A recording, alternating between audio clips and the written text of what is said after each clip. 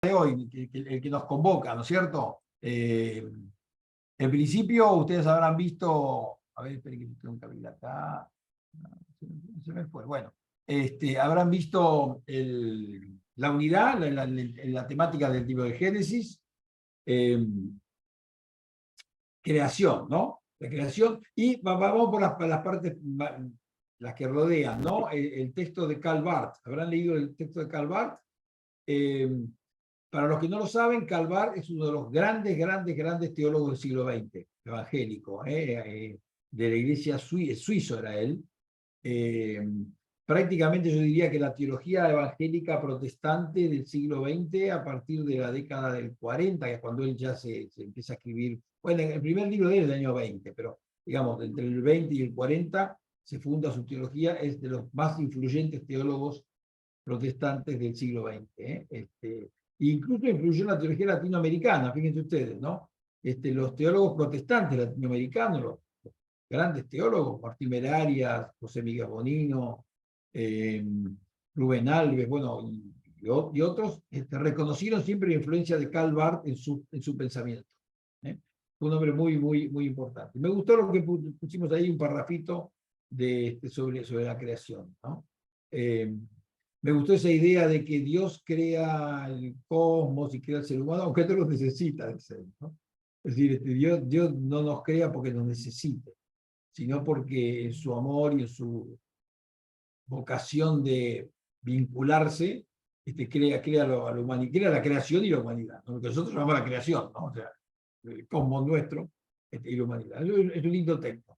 Les cuento que ahí son 10 líneas, 15 líneas. La obra de Karl Barth se llama Dogmática de la Iglesia y ocupa algo así como 15 volúmenes. Son como 15 tomos gordísimos, enormes.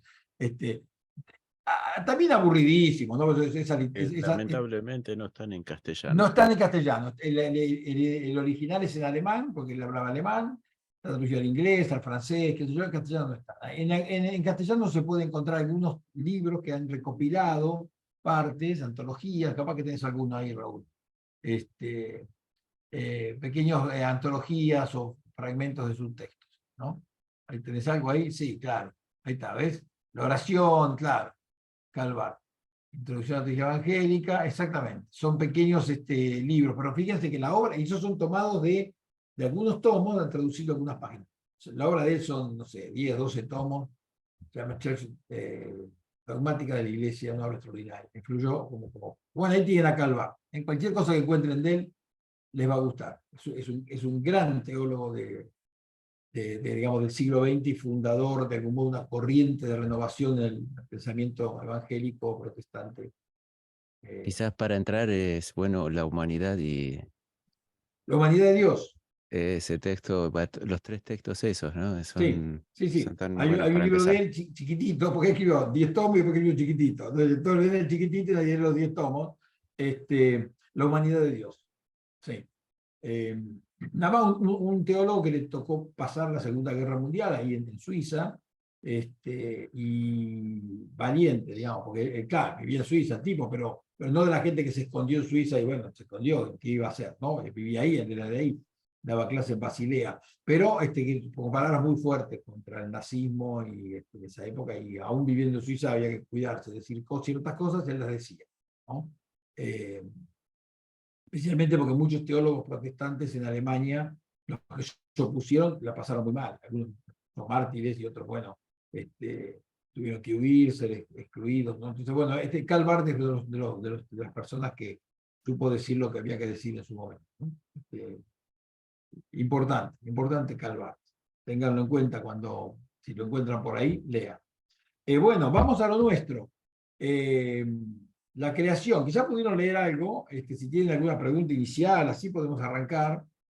Si no, yo presento un poco el tema, pero quizás vieron algunas de las cositas que había ahí. Vieron que los videos no son, ya les dije, no son de la semana pasada. Me estaba viendo recién que tengo el pelo distinto y en cualquier momento me tengo que cortar el pelo y ahí tengo una matorral tremendo, no sé qué pasó ahí cuando hice eso. Después que grabé las clases me corté el pelo. Así que bueno, pero Y lo otro que van a notar por allí es que pasa el tren, ¿no? ¿Vieron que pasa el tren cada tanto? Se escucha el tren. Pues yo vivo al lado del tren. Acá, donde estoy yo acá, que es donde yo grabé esas clases, tengo a 30 metros la vía del tren, mi casa, ¿no? En mi casa hay otra casa y la vía del tren. Entonces cada tanto pasa el tren, se escucha el tren. Pero bueno, yo al principio decía, ¿cómo hago para sacar el tren? Después dije, lo voy a dejar al tren. No es tan grave como para que no se entienda lo que digo. Entonces, pero ustedes cuando escuchan el tren es porque pasa el tren. Acá, a 30 metros de casa pasa el tren. Bueno, la creación. Vieron que siempre pensamos que decimos la creación y pensamos Génesis 1, ¿no? Es lo que la gente hasta ahí sabe. Algunos miembros de la iglesia también saben que la creación es el relato de 6 días, séptimo día de descanso. Por supuesto es el relato de creación, pero no es el único. Y en realidad en la Biblia el relato de creación es más complejo que eso, y es más complejo que el capítulo 2, que es Adán y Eva en ese huerto donde los colocan, no es el jardín, es el huerto. Es más complejo que eso, lo que vamos a ver, lo habrán visto ustedes, vamos a ver hoy también. El primer relato es como un preámbulo. Ese preámbulo lo es a todo, ¿cierto? Algo dijimos de esto, ¿no? Que es a todo el relato. Y entonces hay 6 días. Y fíjense que el sexto día, crea los grandes animales, ¿no? Y el mismo día que crea los animales, crea el ser humano. Es muy interesante, porque nosotros hoy recién, hace 40 o 50 años, empezamos a aceptar esta relación que hay por las cuestiones ecológicas y las cuestiones del medio ambiente, que los seres humanos también somos seres biológicos, ¿no? Y que tenemos un vínculo con nuestros hermanos, hermanas, animales, por lo menos animales superiores, ¿no? También que la Biblia nos dice que la iguana es lo mismo que el ser humano. ¿Por qué? Porque el ser humano tiene la imagen y semejanza de Dios puesta en él, cosa que eso no se dice de los animales. Pero al crearlos en el mismo día, de algún modo, crea esa identidad, ¿no? O sea, el escritor bíblico, estamos hablando de alguien que escribió hace 3.000 años, 3.500 años, percibía esa condición biológica del ser humano. Fíjese que a nosotros nos costó, a nosotros digo, al occidente le costó 2.000 años, ¿no? Hasta Darwin. A nadie le gustaba decir que los seres humanos teníamos algo que ver con la vaca, con los monos y cosas por el estilo. No tenemos nada que ver. Cuando Darwin lo dice, parece que es un tremendo escándalo, pero en realidad él está diciendo algo que en la Biblia ya está, que es que hay una identidad de creación entre el mundo animal y el ser humano. El ser humano somos un ser biológico parte, tenemos parientes testigos ahí al lado, ¿no? Y es muy tonto no darse cuenta, pero Darwin con su sabiduría lo pudo explicar y darle forma científica. Algunos se escandalizaron, otros porque no lo entendieron. Darwin era un tipo, Darwin era un creyente, era lo que en el siglo XIX se llamaba agnosticismo, que no es el ateísmo. Darwin era ateo, pero era de las personas que era muy típico de los científicos del siglo XIX. Había ateos, por supuesto, pero muchos no lo eran, y eran lo que se llamaba agnósticos, es decir, tipos que decían, yo creo en Dios, pero no termino de entender cómo funciona esto, ¿no? O sea, les costaba entender racionalmente el tema de la divinidad, etc. Pero no rechazaban. Y Darwin tiene muchos textos donde habla de la creación y cómo Dios creó esto y cómo Dios creó aquello otro. Incluso tiene un gran amigo que era uno de los obispos anglicanos, muy amigo de él, una correspondencia maravillosa entre el obispo y Charles Darwin. No sé qué, bueno, va por ahí la cosa. Pero la Biblia ya tenía este vínculo entre lo biológico, la biología del ser humano y la biología de los animales superiores. Está presente allí, ¿no? Y fíjense que en el primer relato, la pareja humana es creada varón y mujer, ¿no? En igualdad. Varón y mujer los creó. A su imagen y semejanza, varón y mujer los crecer y multiplicados. Ahí está para el tema de la sexualidad, crecer y multiplicados. Está puesta ahí. Ahora ese relato termina con el descanso de Dios, el séptimo día. El descanso de Dios es muy importante por el mensaje que tiene. Porque el descanso de Dios habla del descanso merecido del ser humano. ¿Por qué Dios descansa? Porque trabajó mucho. Entonces, como trabajó mucho, tuvo que descansar. Pero imagínense cómo leían eso las personas, que yo trabajaba toda la semana y no me dejaban descansar. Pues si yo trabajo y descanso, yo también tengo derecho a descansar. Ese es el concepto que está detrás de ese relato. El descanso de Dios es una alusión al merecido digamos, descanso del ser humano que trabaja. En el Israel eso lleva una máxima expresión. Descansa el ser humano, descansa el animal, descansa el buey, descansa la oveja, descansa el camello. No puede explotar al animal, también tiene que descansar. Es muy interesante lo que hay detrás de ese descanso de Dios, ¿no? Que siempre tengan presente cuando leen el texto bíblico que las cosas que se dicen de Dios, o también de algunos personajes, se está diciendo del ser humano. Cuando se habla de la misericordia de Dios, es una invitación a la misericordia nuestra, hacia quienes la merecen, nuestra misericordia. Se habla del amor de Dios, es una alusión al amor que nosotros debemos a la creación, a nuestros prójimos, etc. Pero en la Biblia Dios no es un ser así espiritual que está arriba del cielo, desencajado de la experiencia humana. Al contrario, el Dios de la Biblia es un Dios que está metido en la historia, ¿no? Historia humana. Entonces, y se mete él porque quiere, como Calvart, ¿no? No tiene ninguna necesidad de que nació, pero lo hace.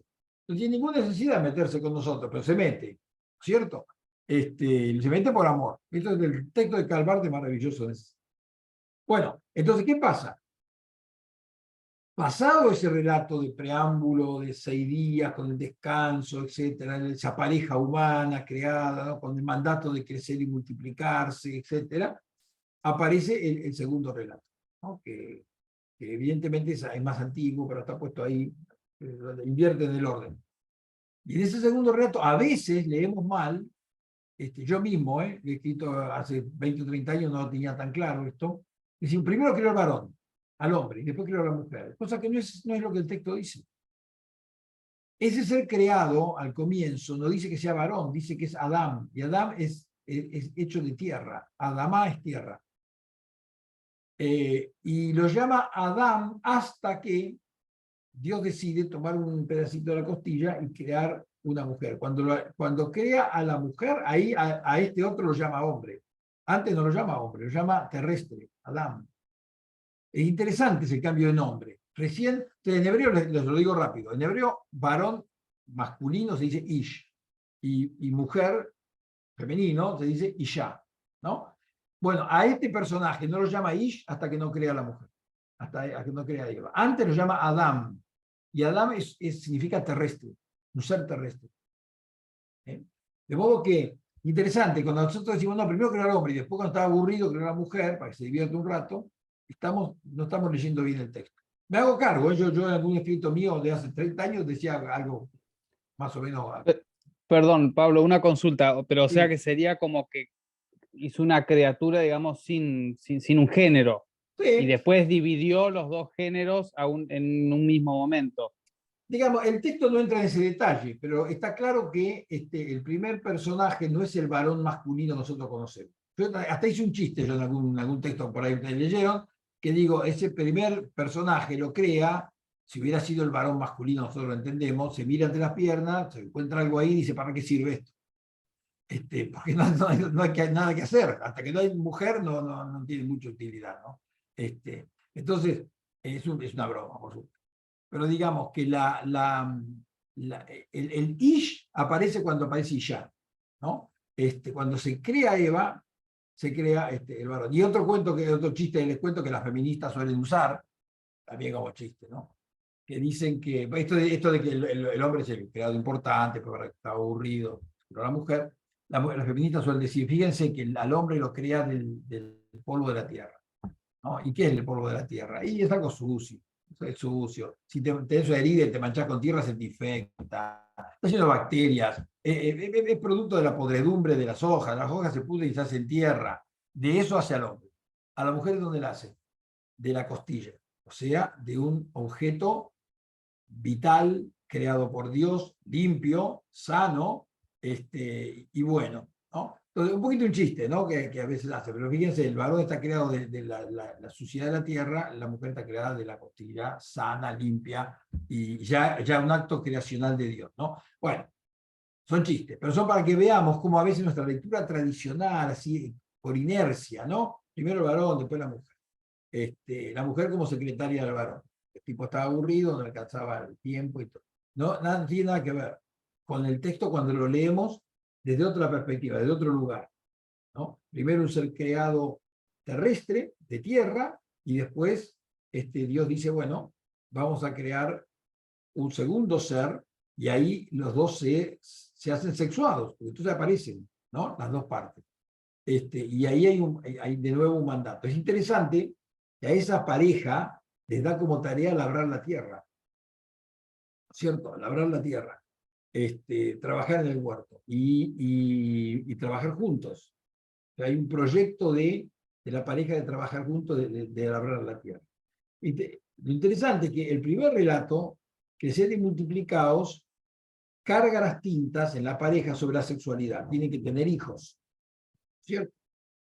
Dios lo creó, lo bendijo y dijo que se multiplicado. El segundo no habla de sexualidad, curioso, ¿eh? El segundo no habla de sexualidad. ¿De qué habla? De trabajar juntos, del proyecto juntos. O sea que en el primero está el tema de la sexualidad, en el segundo está el tema del proyecto. Se complementan para un proyecto. Entonces, la Biblia es sabia. Cuando pone los dos textos es porque hay que complementar los dos textos. O sea, la misión de la pareja humana, por un lado está el tema de la sexualidad, por otro lado está el tema del proyecto en común, de la complementariedad de ambos. Si eligiéramos uno por otro, eligiéramos uno y descartaríamos el otro, estaríamos viendo una especie de ser humano parcializado, ¿no? En el primer caso, que se multiplicado, sexualidad, etc. En el segundo, trabajar la tierra, trabajadores. Hay que juntar los dos, porque la Biblia los junta, ¿no? Entonces ahí aparece una imagen distinta del ser humano, ¿no? El ser humano que tiene un proyecto, que tiene que trabajar juntos, que se complementan, se necesitan mutuamente como pareja humana. Y en el otro, bueno, está el tema digamos, de la cuestión biológica y el de crecer y multiplicados, etc. Siempre todo esto puesto en el contexto de allá, de 3.000 años atrás, ¿no? Donde el ser humano necesitaba tener muchos hijos para asegurar la sobrevivencia. Se tenían muchos hijos porque muchos hijos morían también, ¿no? De niños. Se tenían muchos hijos porque había que poblar la tierra porque había escasez de personas. Entonces, bueno, hay que ubicarse en ese contexto. No quiere decir que nosotros tengamos que tener 10 hijos, ¿no? Ni que tengamos que tener hijos. Hoy el mundo vive otra realidad, ¿cierto? Pero digamos, hay que entender cuál es digamos, la impronta del relato bíblico, ¿no? La persona que se dignifica y se realiza en función de un proyecto. Es un proyecto que Dios imprime en la persona. Y ese proyecto está vinculado a esa imagen de Dios. Yo les pregunto a ustedes, ¿qué es la imagen de Dios? Puesta en el ser humano. Entonces empiezan lucubración, ¿no? Y está bien, para eso estamos. A mí siempre me resultó que la imagen de Dios, cuando dice imagen y semejanza, es la imagen que el mismo texto da de Dios. O sea, cuando uno lee ese texto y nada más, no olvídese de todo lo que hayan leído su vida sobre teología, sobre Biblia, los sermones que se han tenido que comer, y las clases de escuela dominical, plomadas, algunas buenas y otras un plomo. Pero bueno, a ver, si uno dice, leí solamente capítulo 1 y me dice que ese ser humano, hombre y mujer, son creados imagen de Dios, ¿de qué habla? Bueno, está hablando de la imagen que está dando ese mismo texto de Dios. ¿Y cuál es la imagen? Un Dios creador, un Dios que crea, un Dios que trabaja, un Dios que hace las cosas bien, y vio Dios que era bueno. Esa es la imagen que da el texto de Dios, ¿no? Un Dios trabajador, interesado en su creación, que hace las cosas bien, que trabaja, que se esfuerza, que organiza el mundo. Entonces, yo cuando digo la imagen, a su imagen y semejanza, es que esa imagen es la que puso Dios en el ser humano, según ese texto, ¿no? Ahí llegamos con el capítulo 1. El ser humano es creado para organizar el mundo, para hacer las cosas bien, para vincularse con otro. Dios se vincula con la creación. Está ahí hombre y mujer para vincularse uno con otro. Esa es la imagen de Dios, ¿no? Por eso cuando trabajamos, ya esto va a aparecer en segundo, ¿no? Para labrar la tierra, cuando trabajamos estamos cumpliendo con la voluntad de Dios que nos hizo para trabajar. Ahora, si el trabajo se transforma en un trabajo esclavizante, un trabajo que nos agobia o que nos humilla o que o que nos aburre la vida, bueno, entonces ahí no es la imagen de Dios. Dios no nos hace para trabajar de esa manera. El trabajo tiene que ser creativo, tiene que ayudarnos a crecer, tiene que sentirnos bien, nos tiene que tratar bien el trabajo. Por eso nos tiene que pagar bien cuando trabajamos, porque es fruto de lo que Dios nos ha pedido que hagamos. Entonces, la paga es parte del trabajo. Y lo digo a la sexualidad, ¿no es cierto? La sexualidad, y Dios que era bueno. Entonces, bueno, la sexualidad es buena. Tener un concepto así, digamos, como algunas denominaciones, a veces nos pasa, qué sé yo. No hablo por nadie más de los que estamos acá, pero digamos, un concepto así negativo de la sexualidad no es bíblico. Por supuesto se puede usar para, a ver, las manos se puede usar para acariciar o para lastimar, ¿no? La inteligencia para hacer una vacuna o para hacer un arma de guerra. También hay que ser inteligente para construir una bomba, ¿no? Digamos, también la sexualidad se puede usar mal. Pero la intención del relato es y Dios que era bueno.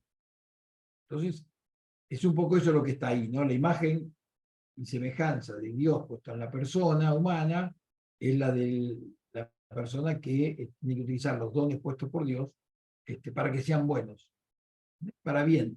Bien de uno, bien del prójimo, bien de la sociedad en la que vive, ¿no? Entonces creo que hay que explorar eso, ahí en el relato de creación, ¿no? El tema de la imagen de Dios.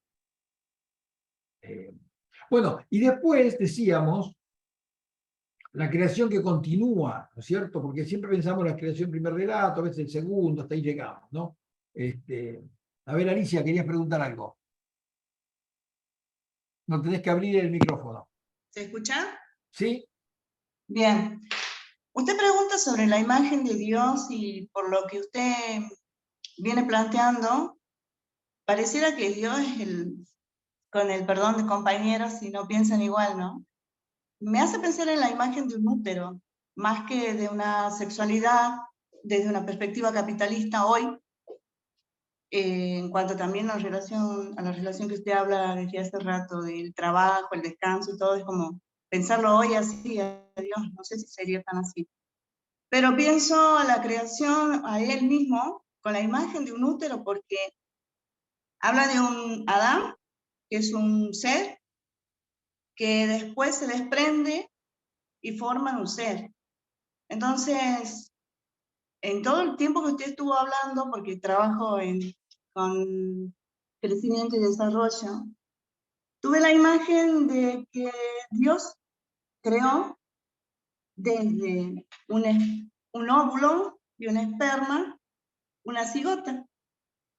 Entonces, no sé si es la mirada tan sobre la sexualidad y cómo nosotros la entendemos en términos de modernidad, y que tiene el peso sobre lo que hoy hay mucha discrepancia en cuanto a género. Creo que Dios creó un ser, y eso era mi aporte, que cada vez que usted está hablando de eso, no estoy tan atravesada con las culturas o las tradiciones de cómo debe ser, sino de cómo es el nacimiento de ese nuevo ser que Dios hizo. Sin Sí. tener en cuenta, porque si lo imagino así, imagino primero a Dios femenino. Bueno, sí, a ver si interpreto bien lo que vos estás queriendo comentar.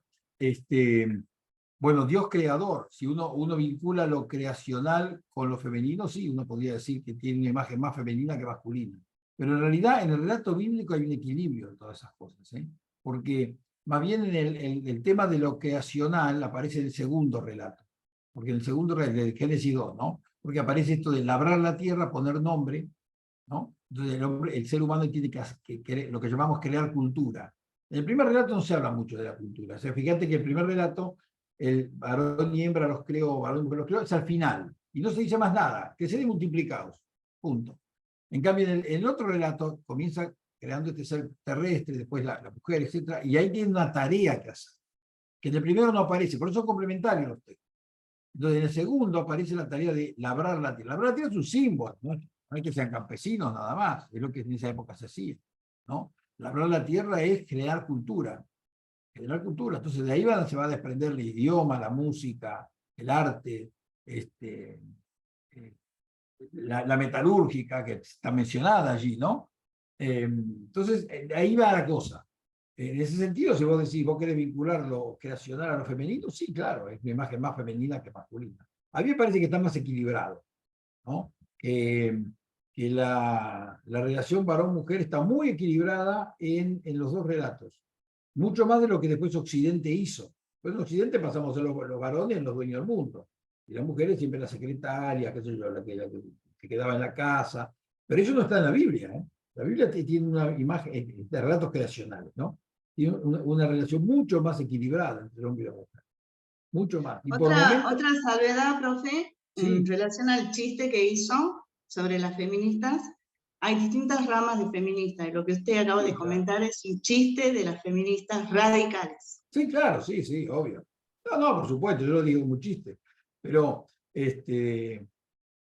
pero digo que hay, ¿viste? Hay mucha, hay que aprender nosotros, ustedes, que estamos haciendo teología, a distinguir a veces un poco lo que la cultura occidental ha creado sobre ciertos relatos bíblicos y lo que la Biblia dice. Porque nosotros, generalmente, lo popular, el pecado de Adán y Eva es la sexualidad. Lo popular, digo, la gente, el pecado de Adán y Eva, la manzana mordida. Y no tiene nada que ver, ustedes lo vamos a ver, ahora ustedes lo habrán visto, y ustedes lo saben si han leído el texto. Es otra cosa la tentación de Adán y Eva, no es la sexualidad, pero lo popular es eso, ¿cierto? Y así uno puede ir viendo muchas cosas, ¿no? Lo popular es, Dios creó al hombre, y después, como estaba aburrido el hombre, creó a la mujer para que lo acompañe y se divierte, pero no es lo que el texto dice. El texto, eso es la cultura occidental, así hemos desarrollado, hacia ahí fue la cultura occidental. Nosotros cuando vamos al texto bíblico, vemos que hay una relación de igualdad muy fuerte, tremendamente fuerte, ¿no? Varón y mujer los creó juntos. No habla y el segundo, bueno, primero usa el terrestre, después la mujer. Y ahí juntos tienen que hacer una tarea, ¿no?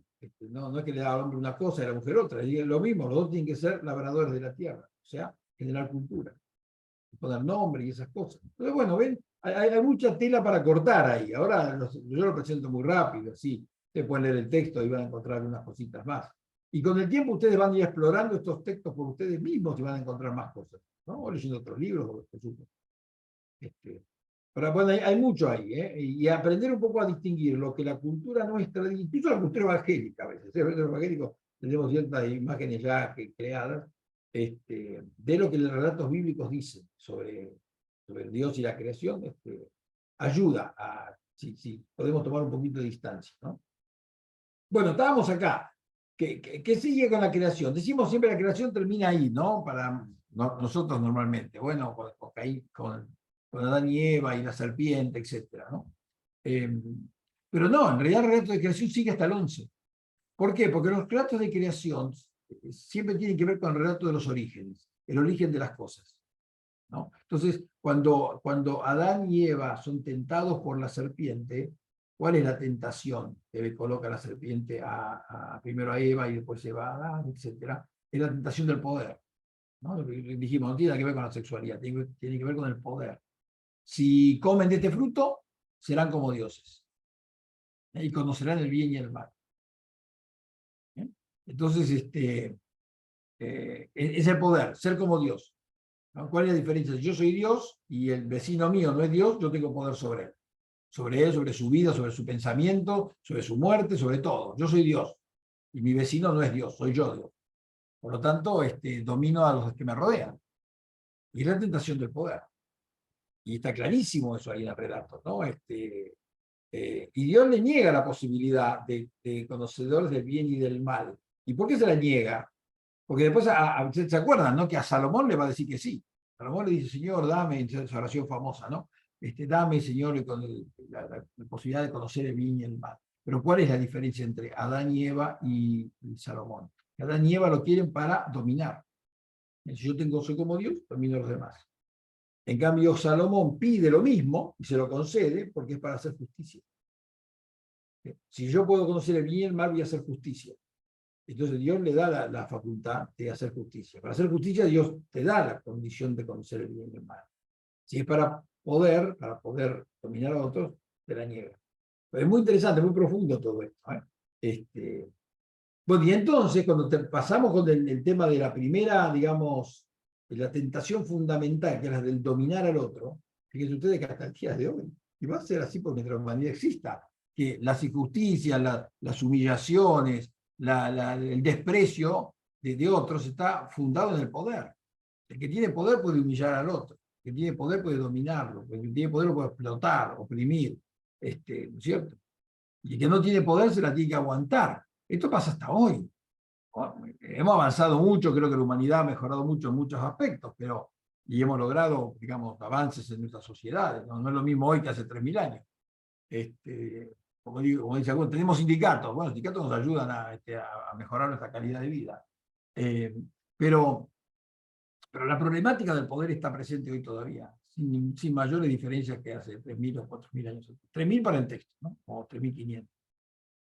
Ahora, de ahí pasamos a la segunda acto creacional. Y ya salimos, porque ya la humanidad ya está fuera del jardín del huerto, y encontramos dos personajes, dos hermanos. Dos hermanos. Uno se llama Caín y otro se llama Abel. ¿Cuál es la diferencia entre esos hermanos? Y que uno tiene todos los privilegios y el otro ninguno. Uno es el primogénito, se llama Caín. Ese Caín es sedentario, vive en una ciudad. Las ciudades son más importantes. Entonces, en aquel entonces, hoy podemos matizar esto. En aquel entonces la ciudad era más importante que el campo. El otro era nómade, vivía en el campo. Este vivía en la ciudad. Ustedes saben, las ciudades fueron en el origen de la humanidad, fueron un elemento importantísimo de desarrollo y de creación de cultura, pero también de poder. O sea, el tipo que andaba con las ovejas por el campo, buscando donde llovía para él, era un pobre infeliz que andaba en carpa y no tenía nada. Y el de la ciudad, bueno, tenía una casa de piedra, tenía herramientas, tenía muebles, tenía una instalación. Entonces Caín tiene todos los privilegios. O sea, el primogénito, por tanto, hereda todo del padre, vive en la ciudad, goza de la tecnología de la ciudad, probablemente gozara también de una riqueza superior, simplemente por vivir en la ciudad, no por ser rico o pobre. Por vivir en la ciudad tenía un estándar de vida muy superior al del nómade. Y además se llama Caín, y Caín significa metal, hierro. Y a nadie se le escapaba en ese entonces que ese nombre estaba vinculado a las armas, ¿no? La lanza, cuchillo, la lanza, se forjaban con ira. Y el otro hermano se llama Abel, que significa vapor, no tiene ninguna entidad. El hierro contra el vapor, imagínense usted, ¿no? Y era el segundo, por tanto no le daba nada, y era nómade, andaba con sus ovejitas por ahí en el campo.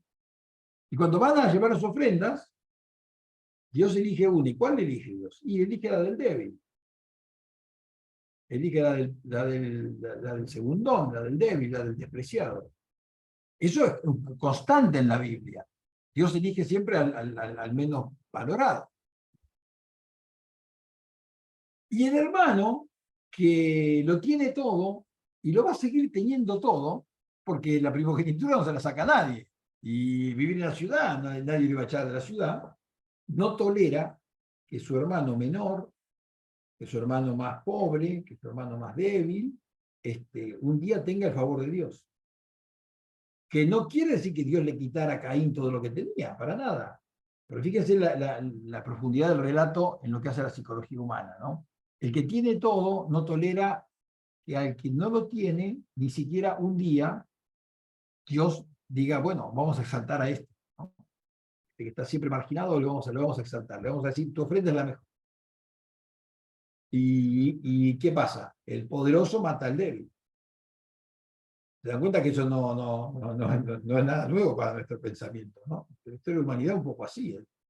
Los poderosos matan a los débiles, los pueblos ricos matan oprimen, humillan a los débiles. El prestigioso se burla del que no lo tiene, ¿no? Y entonces ahí el relato está hablando también de su relato de creación, porque es el primer asesinato. Y ese primer asesinato, muy, muy profundamente, lo plantea el relato como fratricidio. no está matando al soldado enemigo, no está matando a un cretino que es una persona que, bueno, no se merece que lo maten, pero por ahí fue un delincuente atroz y uno dice, le agarro un palo y lo parto en la cabeza. No está matando al tipo que ideológicamente piensa distinto que él, está matando al hermano. O a la hermana, podríamos decir hoy, ¿no? Ahí en ese entonces no se preocupaban por eso, pero bueno, digámoslo nosotros también, ¿no? Es el hermano, matar a alguien es matar a un hermano, o matar a una hermana, alguien que tiene tu misma sangre, sea quien sea. Y ese es un parte del mensaje que hay en ese relato. Y eso está planteado como arquetipos. Por eso es creacional. No es que un hermano mata a otro, como puede pasar en cualquier pueblo nuestro, que un hermano mata a otro. Habrá miles. No, es Caín y Abel. Son los dos hermanos creacionales.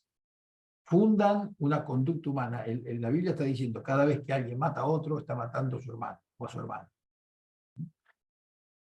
Es tremendo eso, pero así lo plantea. Es un alegato poderosísimo contra, podríamos decir, contra, bueno, por supuesto, contra no matar a nadie. Hoy podríamos decir contra la pena de muerte, donde exista, porque toda pena de muerte es matar a alguien que está, digamos, no se puede defender.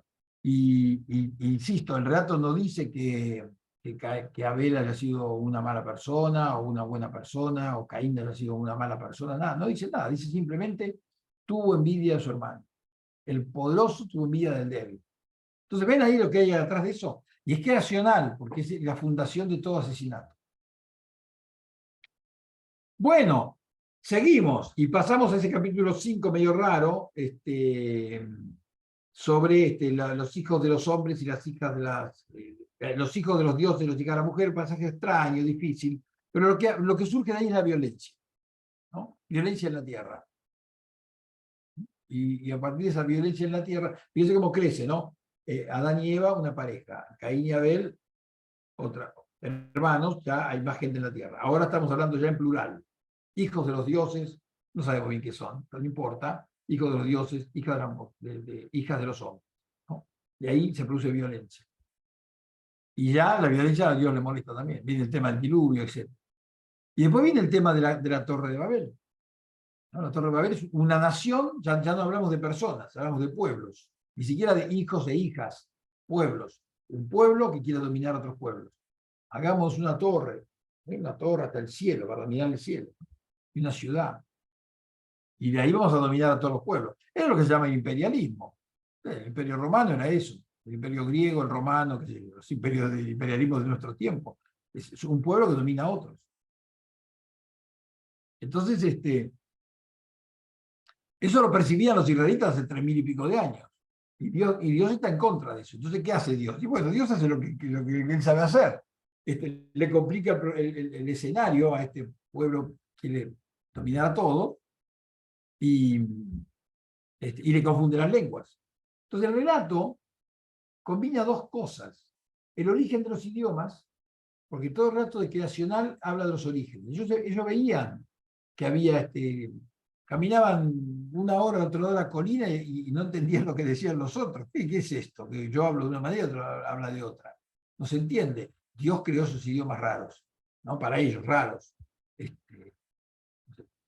La cuestión era, bueno, acá hay una explicación de por qué tenemos distintos idiomas. Ellos percibían eso, pero no se podían explicar.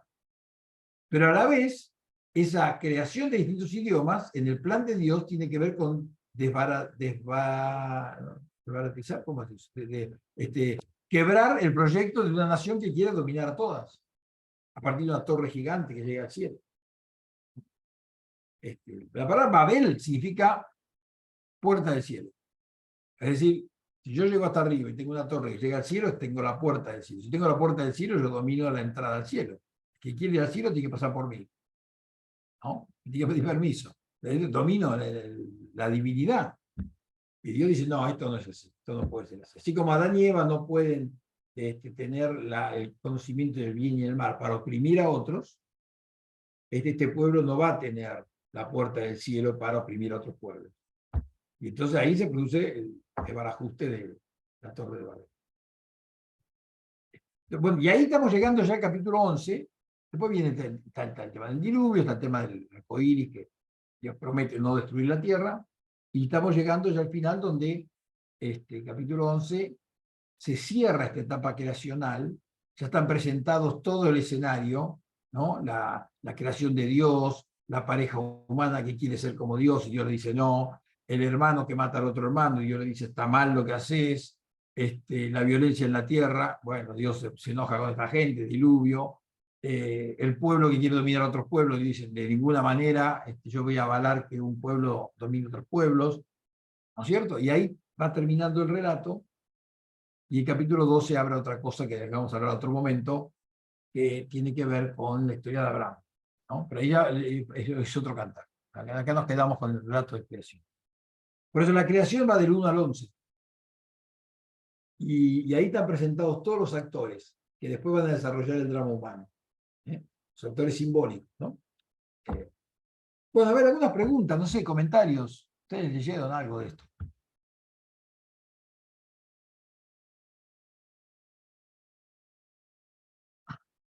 Sí, hay preguntas.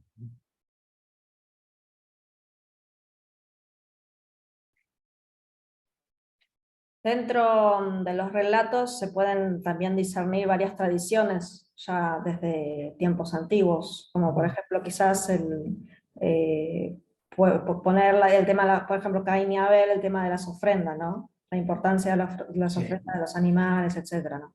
Exactamente. Sí, sí, claro, yo esto es muy abuelo de pájaro, ustedes en los textos van a leer algo y también los textos que yo les doy son exhaustivos, eh, eh, pero es cierto, ahí hay muchas tradiciones. Cada uno de estos relatos que yo les cuento, Caín y Abel, Adán y Eva, el tema de la serpiente, etcétera, el Torre de Babel, hay distintas tradiciones en juego ahí adentro, ¿no? Cuando decimos tradiciones, decimos temáticas que hacen a la experiencia humana.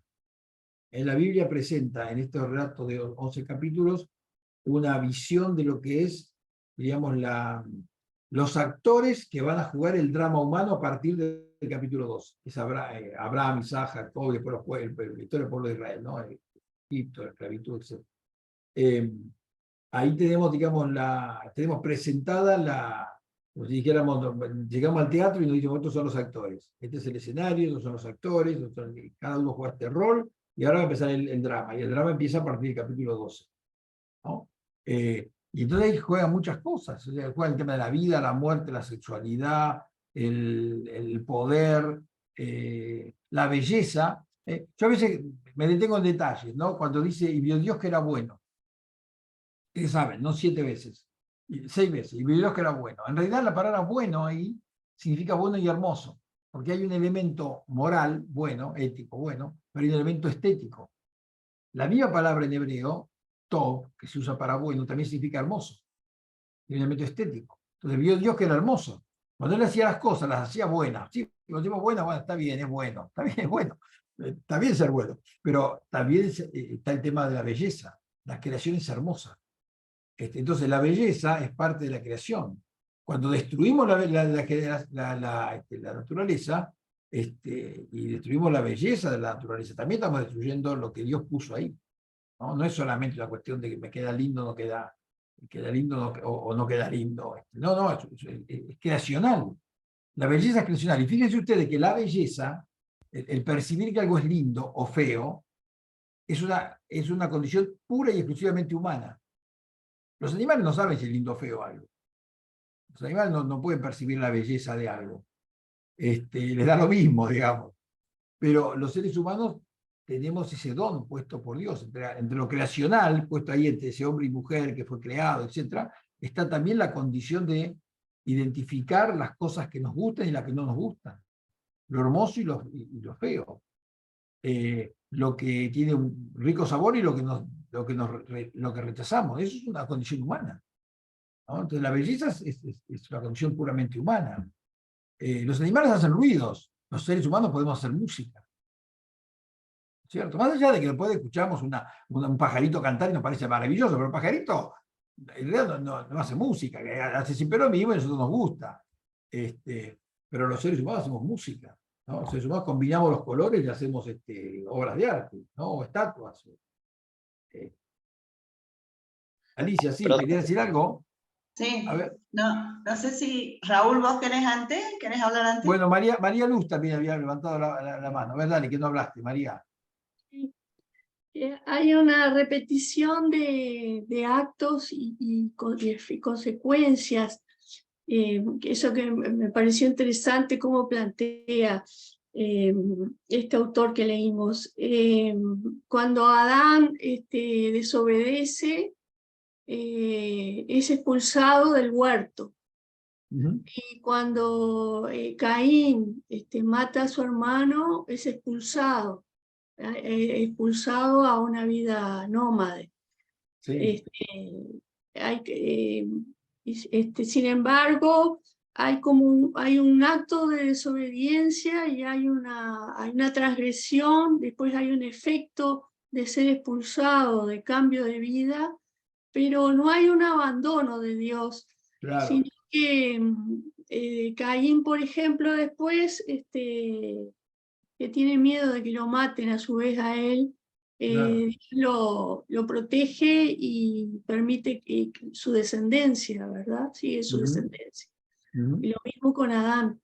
Esa secuencia es muy interesante como la resalta en estos relatos. Sí, sí, o sea, Dios señala el pecado, pero no abandona al pecador. Eso es clarísimo, ¿no? No abandona ni a la pareja humana, ni a Caín, ni... Claro, claro, sí, sí, sin duda. Y eso es una profunda enseñanza, hay que estar metida ahí, estas cosas que nos decía Jennifer, ¿no? Que hay muchas tradiciones metidas. Esta es otra que vos señalás, María. Sí, sí. ¿Quién más ahí? Raúl, ¿ibas a decir algo? Podría, pero no quiero abusar, digamos. Bueno, no nos queda mucho tiempo, dale. Si tenés algo... No, que es interesante la mirada también eh, que tiene De Witt con respecto al diluvio y también Ah, acá eh, es interesante. eh, me llamó la atención su lectura porque en muchos momentos plantea algo que me pegó a mí por afinidad, ¿no? Que es como bueno. que vincula, por ejemplo, el Hijo de Dios con los gobiernos, con las monarquías, Ah, ¿no? sí. Y Claro, sí, entonces lo plantea como un desastre generado, a diferencia de relatos babilónicos de que los líos lo hacían los trabajadores por claro. cuestiones gremiales, acá, y en realidad es más afín a lo que pasa en el mundo, pero es lo mismo que pasaba ahí, pasaba lo que vos relatabas en los primeros relatos, ya aparece esa idea. Claro, claro. Sí, Es sí. una común en este tronco de salirse cuando uno lo lee profundamente, ¿no? Salirse de Sí, sí, sí, de sí. ciertos Sí. prejuicios, ¿no? Sí, sí. No, claro. Yo quería pedirle disculpas, estamos casi terminando, quedan un par de minutos. Pedirle un poco de disculpas porque esta semana no respondí a los comentarios como se dice, en los foros. Pero ¿por qué no lo hice? Tengo una excusa. Una excusa de verdad. En realidad, en la semana que pasó empezaron acá en Argentina al menos todas las universidades juntas. Y yo doy clase en 3 universidades y las 3 empezaron a la vez. Yo en 4, falta una que no empezó todavía. Y empezaron todas juntas, entonces no pude, realmente no tuve tiempo para, porque con ustedes tengo 2 clases en UCE, la UCA, la católica, después la de los dominicos, la UNSTA, y todavía falta la UBA, que empieza dentro de 2 semanas. Nunca se sabe cuándo empieza la UBA, pero suponemos que en 2 semanas. Entonces empecé todo junto y dije, bueno, yo antes del viernes voy a hacer los audios de lo que ya ustedes hayan puesto en los foros, y a partir de la semana que viene se van a tener probablemente el viernes, porque le doy tiempo antes que abra la nueva, o el jueves, antes que abra la nueva unidad, yo les hago audios respecto a lo que ustedes hayan escrito. Si alguno lo escribió, todavía está a tiempo, pero después traten de no, yo les dije, si alguien saltea algo, déjenlo, ya está, pasó, porque yo no voy a mirar para atrás. Porque si no, imagínense que voy para la clase quinta, tengo que mirar hasta la primera a ver si alguien que no dijo nada lo puso. Así que en realidad cuando uno ya no perdió el tren, saltéelo y listo, no pasa nada. Pero bueno, esta vez sí, yo voy a probablemente mañana o el jueves hago las devoluciones de la semana pasada y miro este viernes la de esta semana. Pero bueno, es así, la vida es así, muy complicada, tengo muchas cosas. Pero bueno, no importa, yo valoro lo que hicieron y ahora de quién más iba a ser en la propia semana, hacia el final de la semana. Bueno, no sé, algo más, tenemos 21:55. Y en 5 Chao. minutos me esperan en San Salvador, en Centroamérica, así que fíjense qué lejos que me voy. Bueno, Bueno, perfecto. chicos, que sigan Ah, bien, un gusto. Lean todo, Nos vemos. escriban y yo les voy a ir respondiendo, ¿eh? Cariño para todos. Pablo. Chao. Chao, chao, buenas noches, Pablo, gracias. Buenas noches. Shalom. Chao. Chao, buenas noches. Chao, buenas Chao, hasta noches. luego. Chao.